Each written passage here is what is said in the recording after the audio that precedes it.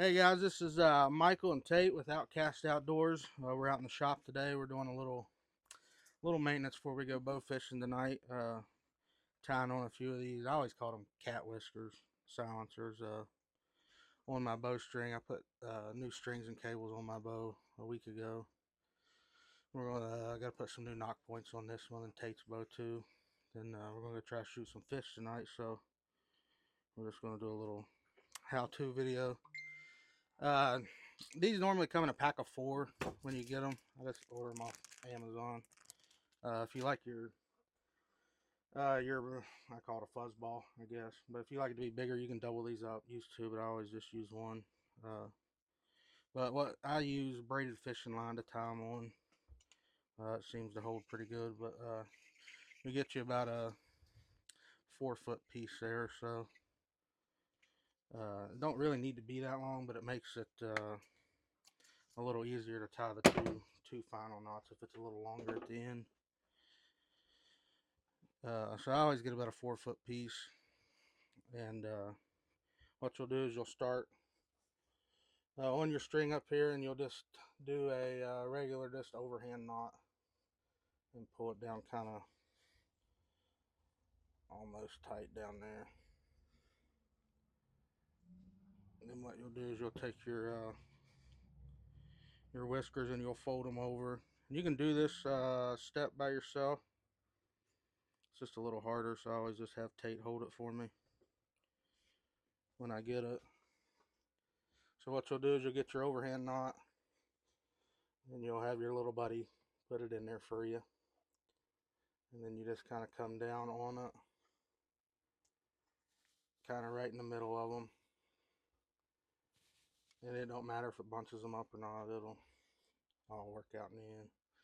And then you just come down to the bottom and do another overhand knot. And what you'll do is you'll just repeat this, 4 or 5 times there.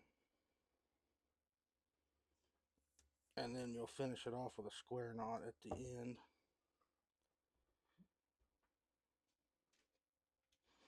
And what that'll do is that'll kind of just hold it in place for you while you tie your two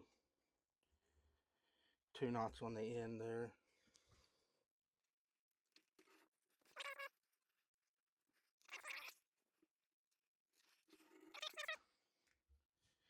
Suits me just fancy, so I'm going to finish her off with a square knot. Like that, so that just kind of holds your silencer in place there, and now this is still loose, so at this point you can move it up and down the string wherever you want to do with that. I always put mine about 10.5 inches down.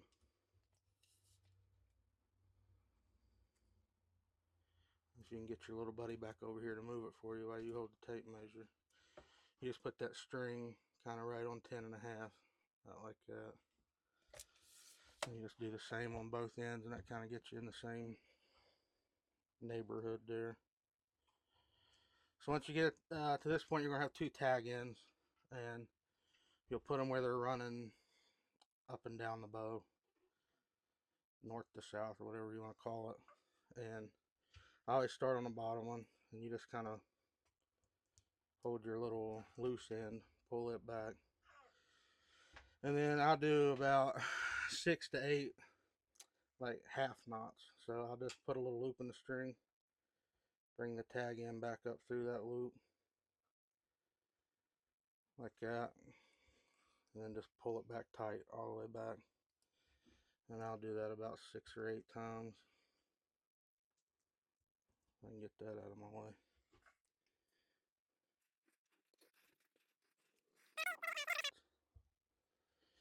And all this does is just, it holds it in place where it won't slide up and down the string on you when you're out there shooting it.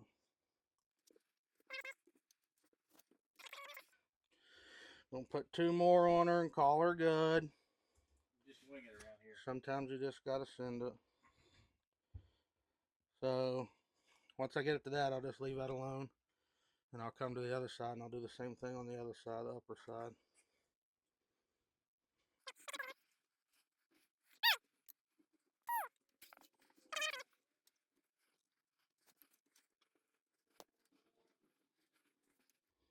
But really what you're doing with this is doing enough to bring it out far enough to where it's away from your rubber piece. So when you cut the tag ends off and you burn it with a lighter, you're not melting your rubber. Now that you got it to that point, I always just get a pair of needle nose pliers, take your string, just wrap it around your pliers where it'll hold, and then just kind of pull these up tight. But you got to be careful. Don't pull it too tight because you can cut your bowstring in half if you ain't careful. And I'll do the same thing on the top side here.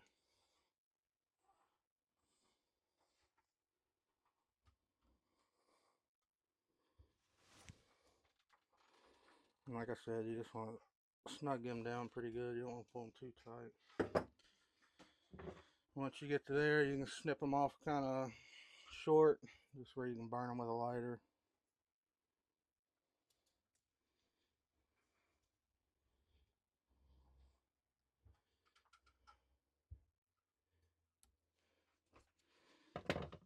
And then just take your lighter and hold your rubber back and just melt the tag end of them down there.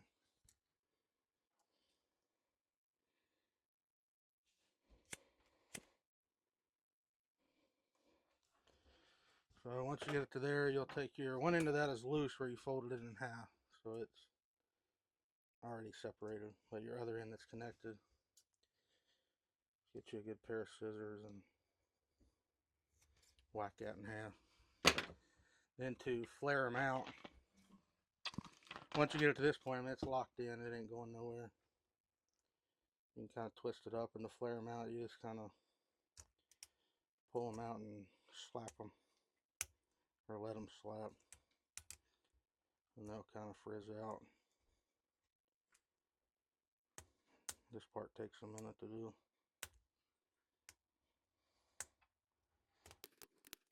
But once you get them all broke apart, you'll have some longer ones and some shorter ones, but you just take a pair of scissors and just trim them down to however long you want them to be. Over a trash can, I advise you.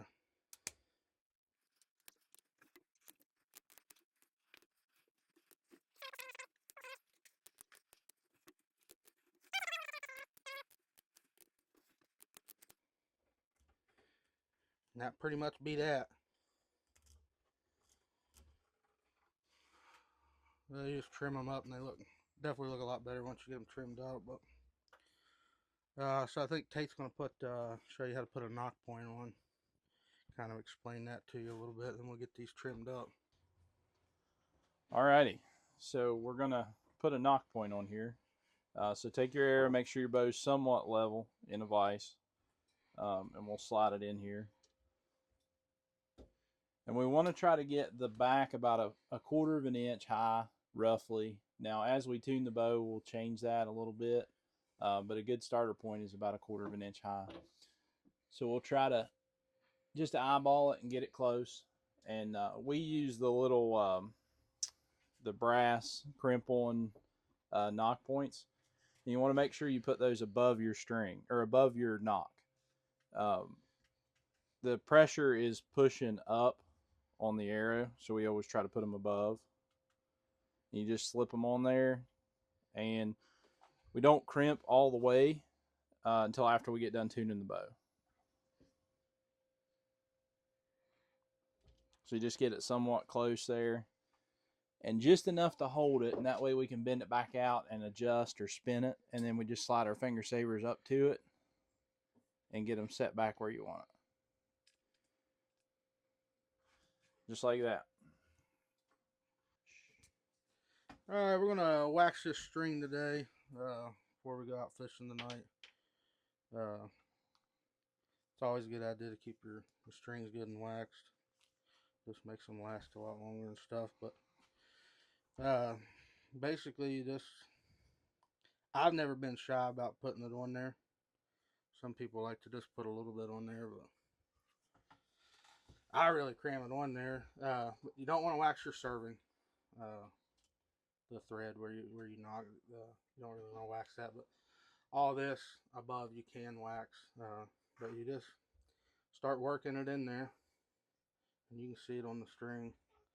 And then I just kind of take my fingers and just kind of work it into the fibers.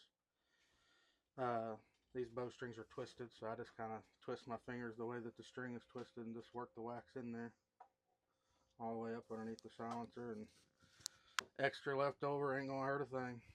It'll work itself in there as you're shooting the bow. The more you shoot the bow, the more it'll work it in. And then I'll get above the silencer. And a lot of people they pull the bow back and wax up where the string lays on the lever, but really, if you put it on thick like I do, it'll work its way up as you're shooting and as you're handling the bow. Then you just work yourself all the way down the string, doing the same thing, and the cables are the same way. You just put it on there and just twist it into the fibers. You'll get your little fingers dirty, but it'll be alright. You can wipe them off in the end.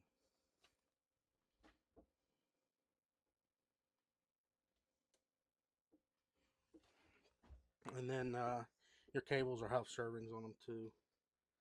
Again, you don't really want to wax those, so just everything but those.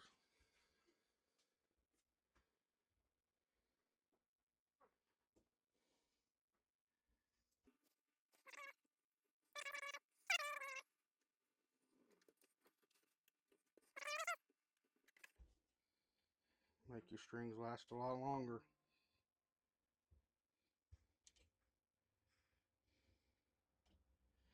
That's how you wax the strings on your bow. Alrighty, so I'm sure everybody's got a drawer full of these tips. They're about $8 for two of them. We sharpen our own to try to save some money. They're not as good as a factory edge for sure, but it does help when you're not buying tips every weekend. And the only thing you need, we have a piece of arrow that got broke one night, and just use that on a bench grinder, or you can put them in a vise and use a regular Angle grinder. Angle grinder. Yeah, yep.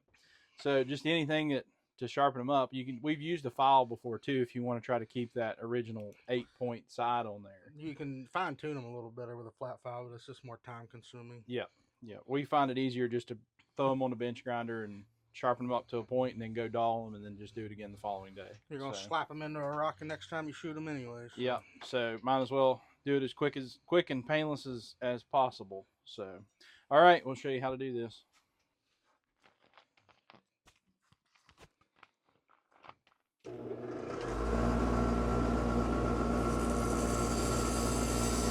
So you just try to match the angle and just roll it as you're doing it.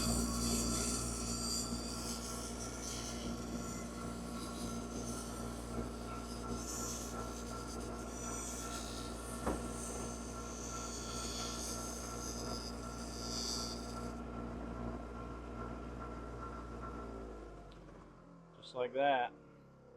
It's a little crooked, but it works. It's good and sharp. All right, we're gonna show you how to tie a safety slide on. When you tie them on, you want a little bit of leadway, and you don't want to, you're not cinched up tight against your safety slide. It just makes it a lot smoother and stuff when you're pulling it in if you got a little slack. But this is if you're shooting a safety slide.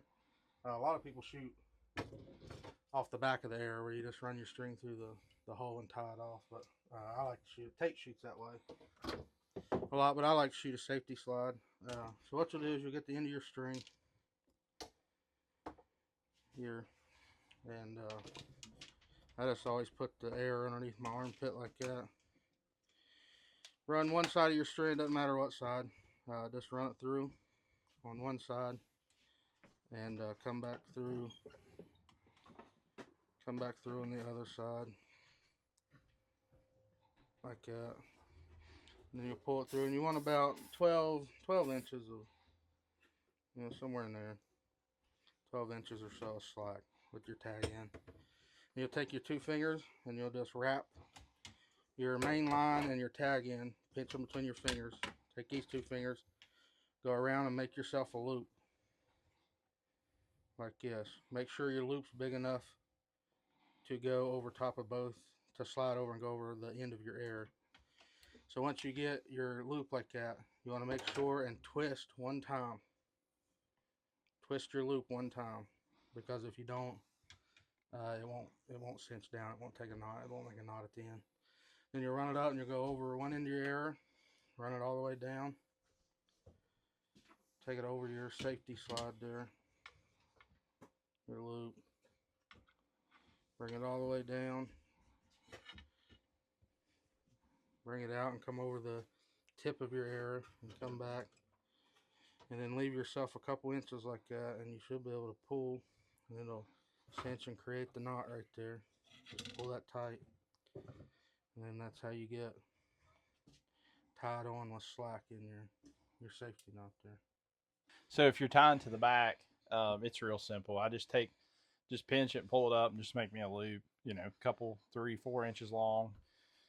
Just tie it in a knot there, just like that, and trim your slack back. Tag in, just trim it off.